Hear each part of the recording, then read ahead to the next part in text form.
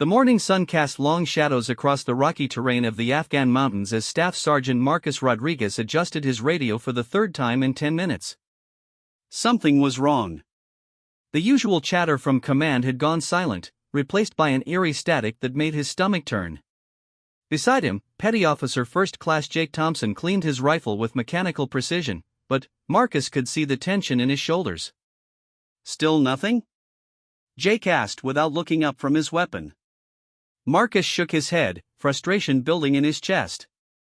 "Dead air for the past 2 hours. Last transmission was garbled, something about changing mission parameters." He paused, studying the horizon through his binoculars. "I don't like this, Thompson. We should have had extraction 30 minutes ago." The SEAL team had been dropped into this godforsaken valley 3 days earlier with what seemed like a straightforward reconnaissance mission. Intelligence suggested a high-value target was meeting with local Taliban commanders in a village 12 clicks to the northeast. Their job was simple: observe, report, and wait for extraction. No engagement unless absolutely necessary. But nothing about this mission had gone according to plan. Lieutenant Commander Sarah Mitchell, their team leader, emerged from behind a cluster of boulders where she had been studying satellite maps. Her face was grim, the kind of expression that had become all too familiar during her 15 years of service. At 38, she had seen enough combat to recognize when a situation was deteriorating rapidly.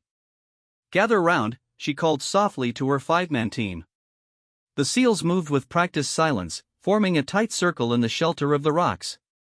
Marcus looked at his teammates, men and women he trusted with his life. There was Jake Thompson, the team's medic and explosives expert, whose steady hands had saved more lives than he could count. Petty Officer Second Class David Chen, their sniper, whose calm demeanor masked a deadly precision that had earned him respect throughout the special operations community. Petty Officer Third Class Maria Santos, their communications specialist, whose technical expertise had gotten them out of more than one tight spot. And, finally, Chief Petty Officer Robert Bear Williams, the team's heavy weapons specialist, whose intimidating presence was matched only by his fierce loyalty to his teammates. "I'm not going to sugarcoat this," Mitchell began, her voice low but clear. "We've lost contact with command. Our extraction window came and went without so much as a radio check. Santos has been monitoring all frequencies, and there's nothing but silence on our designated channels." Santos nodded grimly. "I've tried everything, ma'am. Primary, secondary, emergency frequencies. Even attempted to reach other units in the area. It's like we've been cut off completely." Bear shifted his weight, the big man's face darkening. "What about the emergency beacon?" "Already activated," Mitchell replied. No response. The implications hung heavy in the mountain air. SEALs didn't get forgotten. Their missions were tracked minute by minute, with multiple redundancies built into every operation.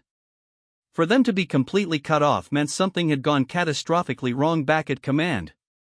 Chen, who had been scanning the valley below through his scope, suddenly tensed. "Movement in the village," he reported. "Looks like they're packing up. Vehicles moving in from the south." Mitchell grabbed her binoculars and focused on the distant settlement. What she saw made her blood run cold. Military-style trucks were converging on the village, and armed figures were moving with purpose between the buildings. This wasn't the casual movement of locals going about their daily lives. This was a coordinated operation. "They know we're here," she said quietly. The words sent a chill through the team. If their position had been compromised, it meant their intelligence had been leaked or their communications had been intercepted. Either possibility suggested a breakdown in operational security that could have deadly consequences. Jake checked his medical kit for the 100th time since their insertion. It was a nervous habit he had developed over the years, but one that had served him well. "How many hostiles are we looking at?" Chen adjusted his scope and began a methodical count. "At least 40, maybe 50.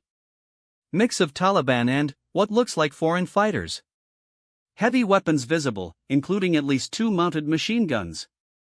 The math was simple and terrifying.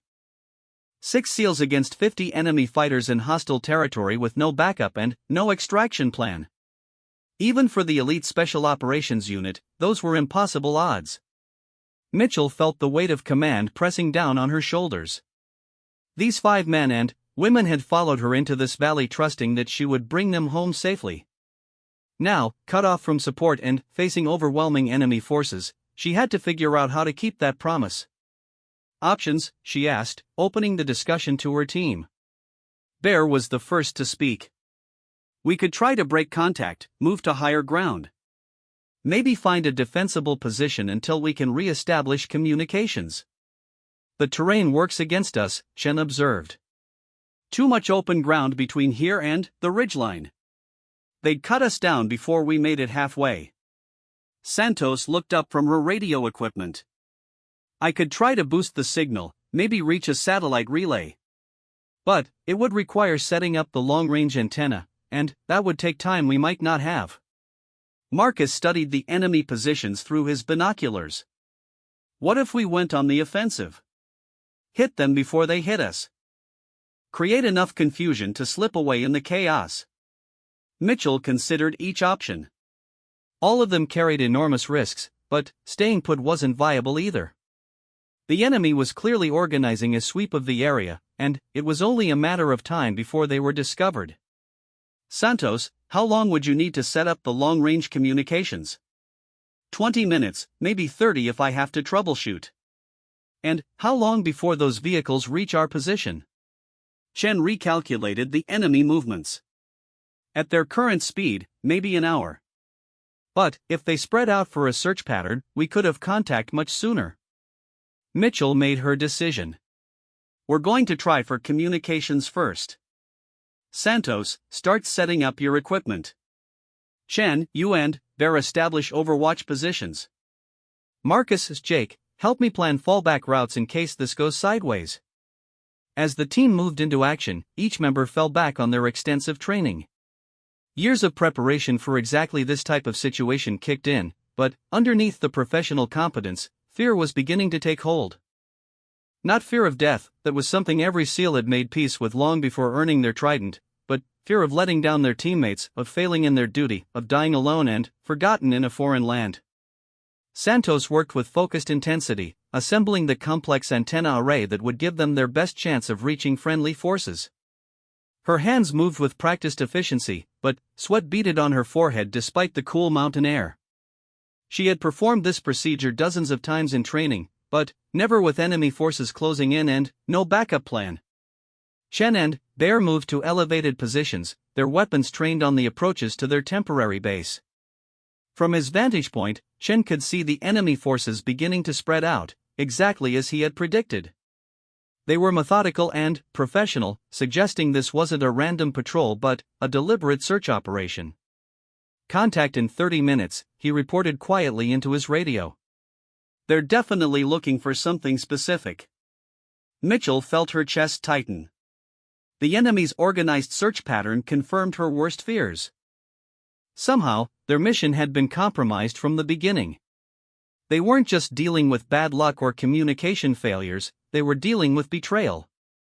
Jake finished checking his medical supplies and moved to help Marcus identify potential escape routes. The rocky terrain offered some cover, but the valleys were natural choke points that could easily become killing fields.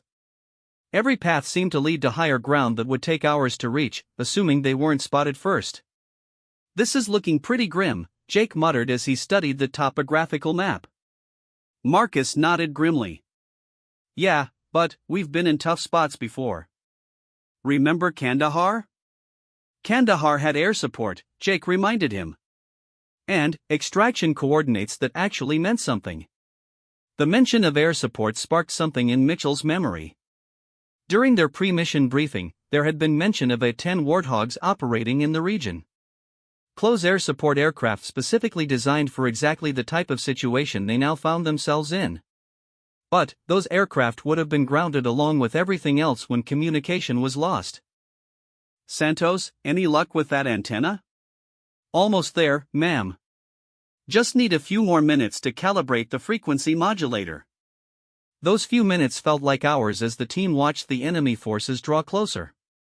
Chen provided a steady stream of updates on their movements, his voice remaining calm and professional despite the deteriorating situation. Bear had identified firing positions and calculated fields of fire, preparing for what seemed like an inevitable confrontation. Finally, Santos looked up from her equipment with a mixture of hope and uncertainty. "Ready to transmit, ma'am." Mitchell took the handset, knowing that this could be their only chance to call for help. If no one was listening, if their codes had been compromised, if the military had written them off as lost, this single transmission might be the last time anyone heard from SEAL Team 7. She pressed the transmit button and spoke carefully into the microphone. Any station, this is Trident 7 requesting immediate assistance. We are compromised and under imminent threat. Requesting immediate extraction at grid reference." She rattled off their coordinates, then added, "Authentication Charlie Bravo 77. Please respond." Static filled the radio for what felt like an eternity. Then, nothing. Santos made adjustments to the equipment and nodded for Mitchell to try again. The second transmission brought the same result, silence that spoke volumes about their isolation. Third time, Mitchell said, though she could see in Santos's eyes that the communications specialist didn't believe it would make any difference. This time, as the static faded, a new voice crackled through the speaker. It was faint, distorted by distance and atmospheric interference, but unmistakably human. "Trident 7, this is Ghost Rider. I copy your transmission." The relief that flooded through the team was palpable, but it was quickly tempered by reality. Having someone hear their call for help was only the first step. Now they needed someone willing and able to actually provide that help. "Ghost Rider, Trident 7. We are 6 souls in need of immediate extraction. Heavy enemy presence closing on our position. Request immediate air support and extraction coordination." The pause before the response seemed to last forever. "Trident 7, Ghost Rider. I copy your situation. Be advised, all air assets have been ordered to stand down. No fly order is in effect for your sector." Mitchell felt her heart sink. A no-fly order meant that whatever had caused their communication blackout had also resulted in a complete shutdown of air operations in their area. It could be anything from a diplomatic incident to fears of surface-to-air missiles. But, whatever the reason, it meant they were truly on their own. "Ghost Rider, Trident 7. Can you relay our position to ground forces? Request any available assistance." Another pause. When the voice returned, it carried a tone that made Mitchell's blood run cold. "Trident 7, Ghost Rider. No ground forces available for extraction. Mission has been classified as compromised. All personnel are advised to evade and escape using their own resources." The words hit the team like physical blows. They weren't just cut off from support, they had been officially abandoned. Someone had made the decision that SEAL Team 7 was expendable, that saving them wasn't worth the risk or political complications. Bear's massive hands clenched into fists. "They're writing us off?" Jake stared at the radio in disbelief. 15 years of service, and this is how it ends? Santos continued working with her equipment, trying to maintain the fragile connection that was their only link to the outside world. But even she seemed shaken by what they had just heard. Chen's voice cut through the stunned silence. "Contact. Multiple vehicles approaching from the southeast. We've got maybe 10 minutes before they're in weapons range." The enemy wasn't going to wait for SEAL Team 7 to process their abandonment.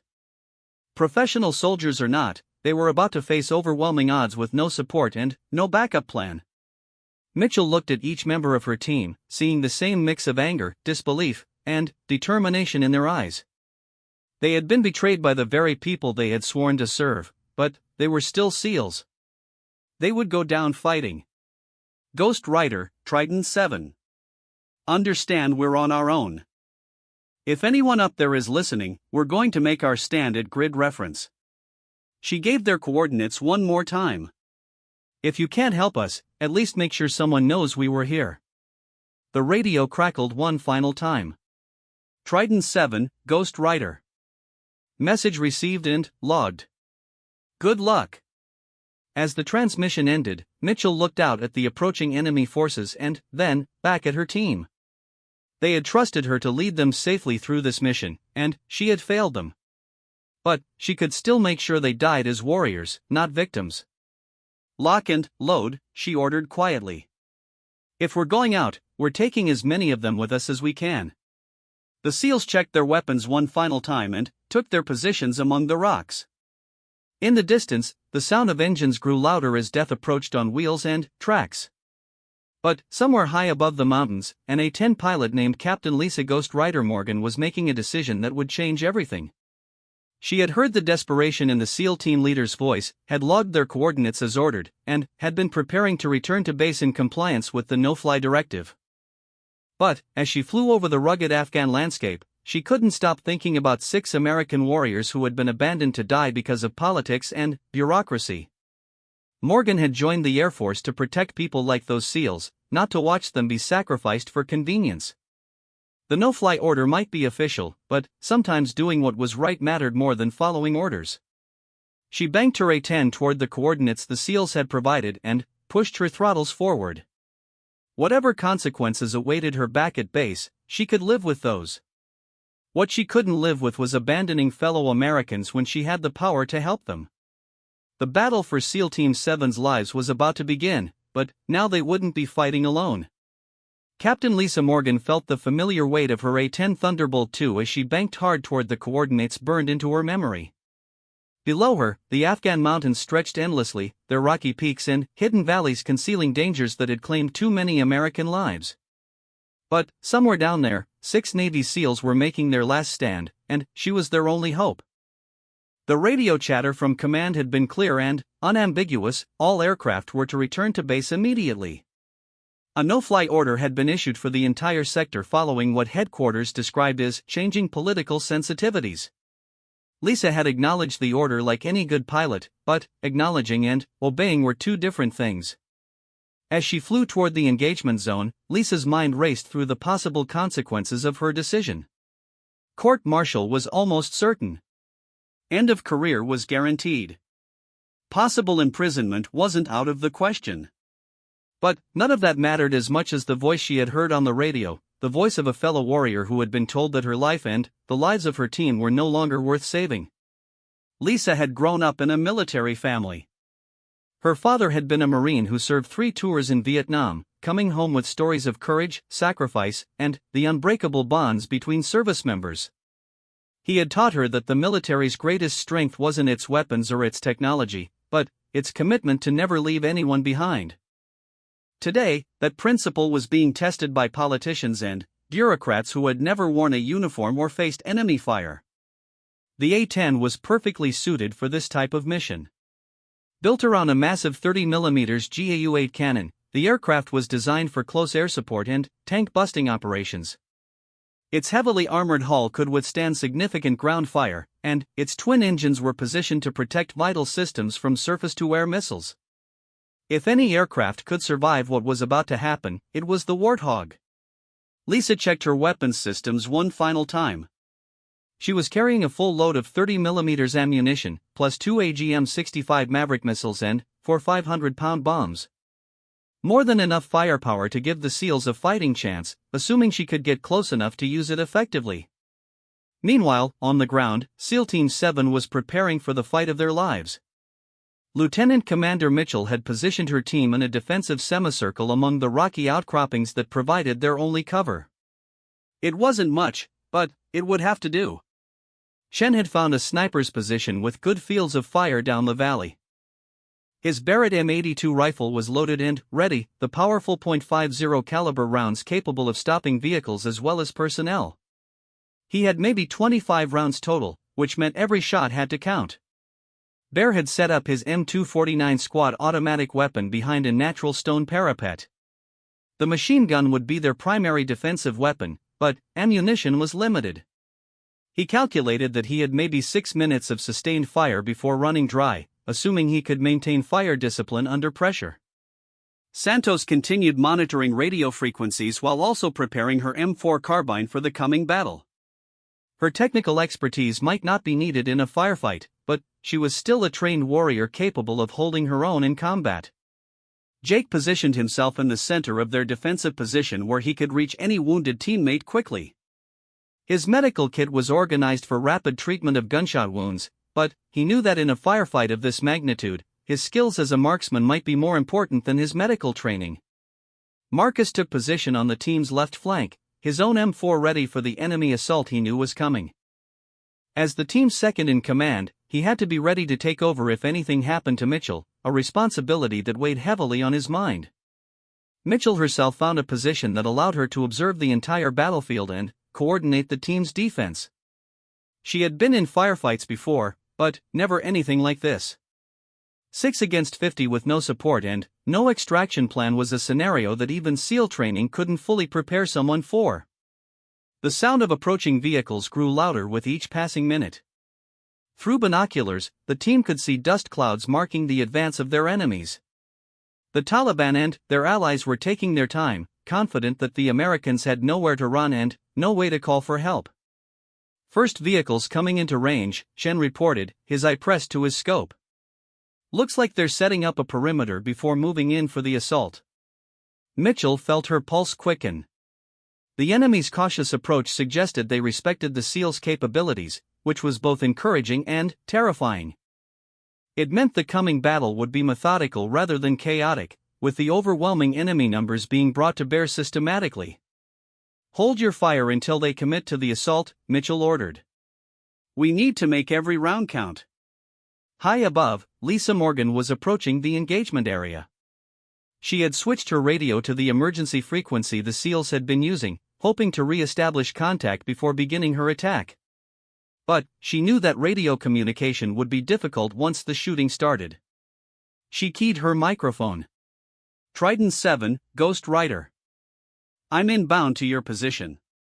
Mark your location with smoke if possible. The response came immediately, filled with a mixture of surprise and hope that made Lisa's chest tighten with emotion. Ghost Rider, Trident 7. You're violating the no-fly order. This area is off-limits to all aircraft. Trident 7, Ghost Rider. Sometimes orders are meant to be broken. Marking your targets now. Lisa rolled her A-10 into a shallow dive, bringing the valley floor into clear view through her targeting systems. She could see the SEAL team's position among the rocks, marked by the careful positioning that spoke of professional soldiers preparing for battle. More importantly, she could see the enemy forces arrayed against them, at least 40 fighters with vehicles, heavy weapons, and the numerical advantage that would normally guarantee victory.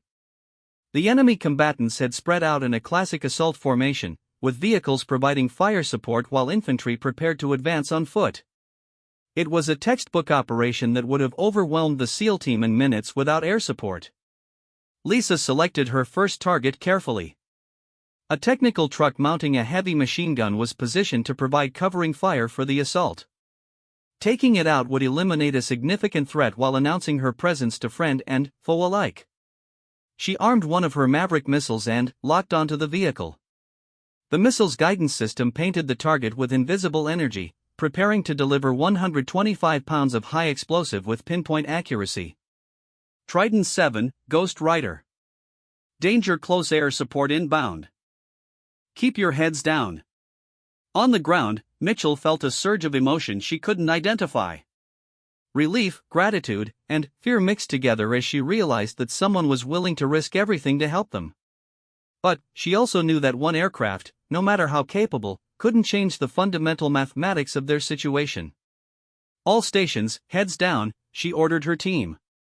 Danger close air support inbound. The SEALs pressed themselves against the rocks as the distinctive sound of jet engines filled the valley. Lisa's A-10 screamed overhead at low altitude, its twin turbofans creating a roar that echoed off the mountain walls. The Maverick missile streaked from the aircraft's wing like a bolt of lightning, covering the distance to its target in seconds. The explosion when it struck the technical truck was tremendous, sending flames and debris hundreds of feet into the air. The heavy machine gun that had threatened the SEALs was reduced to twisted metal, along with the fighters who had been preparing to use it. The enemy force reacted with predictable chaos. Some fighters dove for cover while others opened fire wildly at the aircraft that had just announced its presence so dramatically. But Lisa was already banking hard for another attack run, her aircraft dancing through the enemy fire with the agility that had made the A-10 famous. "Direct hit on primary target," Chen reported, his voice carrying the first note of hope the team had felt since their abandonment. Enemy forces dispersed and confused. But the respite was temporary. Even as smoke rose from the destroyed vehicle, the remaining enemy fighters were regrouping for their assault. They had been surprised by the air attack, but they weren't broken. Professional soldiers or not, they still had overwhelming numerical superiority and they intended to use it. Mitchell keyed her radio. "Ghost Rider, Trident 7. Beautiful work on that first pass. We count at least 30 hostiles still active. Can you make another run?" Lisa's response was immediate. "Trident 7, Ghost Rider. I've got plenty more where that came from. Marking my next target now." She had already identified her next priority, a group of fighters attempting to maneuver around the SEALs' flanks. If they succeeded in getting behind the defensive position, the battle would be over in minutes. Lisa rolled into another attack run, this time preparing to use her 30mm cannon. The GAU-8 cannon was one of the most fearsome weapons in the American arsenal. Capable of firing 4,200 rounds per minute, it could punch through tank armor with depleted uranium rounds or shred personnel and light vehicles with high explosive shells. The sound it made when firing was distinctive and terrifying, a deep, buzzing growl that had earned the A-10 its Warthog nickname. Lisa lined up her shot carefully, knowing that accuracy was critical with friendly forces so close to the target area. The cannon's targeting computer calculated wind speed, aircraft movement, and target motion to provide a firing solution that would place rounds exactly where they needed to go. She squeezed the trigger and felt the aircraft shudder as the massive cannon began its deadly work. A stream of 30mm shells tore into the enemy position, each round exploding with devastating effect. The fighters attempting to flank the SEALs were caught in the open, with nowhere to hide from the withering fire from above. When the gun run was complete, more than a dozen enemy fighters lay dead or wounded among the rocks. The survivors abandoned their flanking attempt and fell back toward their vehicles, their assault plans in shambles. On the ground, the SEALs watched in awe as their situation transformed from hopeless to manageable. The enemy force was still numerically superior, but the psychological impact of the airstrikes was evident in their movements. What had been a confident advance had become a confused retreat. "Outstanding work, Ghost Rider," Mitchell transmitted. "You've just saved our lives." But, even as she spoke those words, Mitchell knew the battle was far from over. The enemy would regroup and adapt to the new threat. And, eventually, the A-10 would run out of ammunition or fuel, leaving the SEALs to face whatever remained of the opposing force. Lisa was thinking along the same lines as she climbed away from the target area to assess the situation. She had inflicted significant casualties on the enemy, but they weren't broken yet. More importantly, she was now committed to this fight whether command approved or not. Her radio was probably crackling with orders to return to base immediately, but she had switched to the emergency frequency and wasn't listening to anything but the SEALs' transmissions. "Trident 7, Ghost Rider. What's your ammunition status?" Mitchell quickly polled her team for an ammunition count. The numbers weren't encouraging. Between all 6 SEALs, they had maybe 30 minutes of ammunition remaining, assuming controlled fire and good target discipline. "Ghost Rider, Trident 7. We're running low on everything. Maybe 20 minutes of sustained contact before we're down to harsh language and thrown rocks." Lisa felt her stomach clench. She had bought the SEALs time and reduced the odds against them, but she hadn't solved their fundamental problem. They were still trapped, still outnumbered, and still abandoned by their own command. But, as she circled the battlefield, looking for her next target, Lisa noticed something that gave her hope. The enemy vehicles were positioned in a loose cluster near the valley floor, probably to provide mutual support during the assault. If she could get close enough with her remaining ordnance, she might be able to eliminate most of their transportation in a single attack run. Without vehicles, the surviving enemy fighters would be stranded in the mountains just like the SEALs. It wouldn't solve the long-term problem, but it would level the playing field considerably. Trident 7, Ghost Rider. I'm going to try to take out their vehicles. If I can strand them here, it changes the equation significantly. Mitchell understood immediately. Copy that, Ghost Rider. We'll provide what support we can. Lisa armed her remaining Maverick missile and selected one of her 500-pound bombs for the attack. The plan was risky. She would have to come in low and fast to ensure accuracy, which would expose her to concentrated ground fire. But it was their best chance of turning a losing battle into something they might actually survive. As she rolled into her attack dive, Lisa thought about her father and the stories he had told her about Vietnam. He had always said that the hardest part of war wasn't the fighting, but the moments when you had to decide whether to follow orders or follow your conscience. Today, she had made that choice, and whatever happened next, she could live with the consequences. The enemy fighters saw her coming and opened up with everything they had. Assault rifles, machine guns, and even rocket-propelled grenades filled the air around the diving A-10. But the aircraft was built to withstand exactly this type of punishment, and Lisa pressed her attack with the determination of someone who knew that failure meant watching fellow Americans die. She released the Maverick missile first, watching it streak toward the largest vehicle in the enemy formation. Then, she armed the 500-pound bomb and prepared to deliver it with the precision that only came from years of training and absolute commitment to the mission. On the ground, the SEALs prepared to add their firepower to the air attack.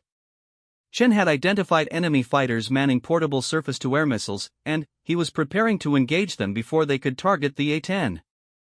Bear was ready to provide suppressing fire against anyone who might threaten the aircraft during its vulnerable attack run. The battle for their lives was entering its critical phase, and everyone involved knew that the next few minutes would determine whether SEAL Team 7 went home or died forgotten in the Afghan mountains. But they were no longer facing that fight alone, thanks to one Air Force pilot who had decided that some things were more important than orders. The Maverick missile struck the enemy's command vehicle with devastating precision, the explosion sending a fireball climbing into the morning sky. Seconds later, Lisa's 500-pound bomb detonated among the clustered vehicles, its massive blast wave flipping trucks and scattering debris across hundreds of yards. When the smoke cleared, at least half of the enemy's transportation had been destroyed or damaged beyond use. From their defensive position, the SEALs watched the destruction with grim satisfaction. Chen had managed to eliminate 2 fighters carrying surface-to-air missiles before they could target the A-10, his precisely placed shots dropping them before they could acquire their target. Bear's suppressing fire had kept other enemies pinned down during the crucial moments of the airstrike. Outstanding work, Ghost Rider, Mitchell transmitted, though she could see that the battle was far from over. You've taken out most of their vehicles, but we still have at least 20 hostiles on foot. Lisa pulled her A-10 into a climbing turn, assessing the damage she had inflicted and planning her next move. The enemy force had been significantly reduced, but the survivors were adapting quickly to the new tactical situation. Instead of massing for an assault, they were dispersing into smaller groups and using the rocky terrain for cover. Trident 7, Ghost Rider. I copy 20+ hostiles still active. They're spreading out to avoid concentrated airstrikes. This is going to get more complicated. Mitchell knew exactly what that meant. With the enemy dispersed, Lisa couldn't use her remaining heavy ordnance without risking collateral damage to the SEAL team. The close-quarters nature of the engagement would require precision that was difficult to achieve from a fast-moving aircraft. But, even as the tactical situation grew more complex, Mitchell felt something she hadn't experienced since their abandonment: hope. The A-10 pilot had already changed the odds dramatically, and, more importantly, had proven that not everyone in the military was willing to write off SEAL Team 7 as expendable. Santos looked up from her radio equipment with an expression of confusion and concern. "Ma'am, I'm picking up multiple transmissions on military frequencies.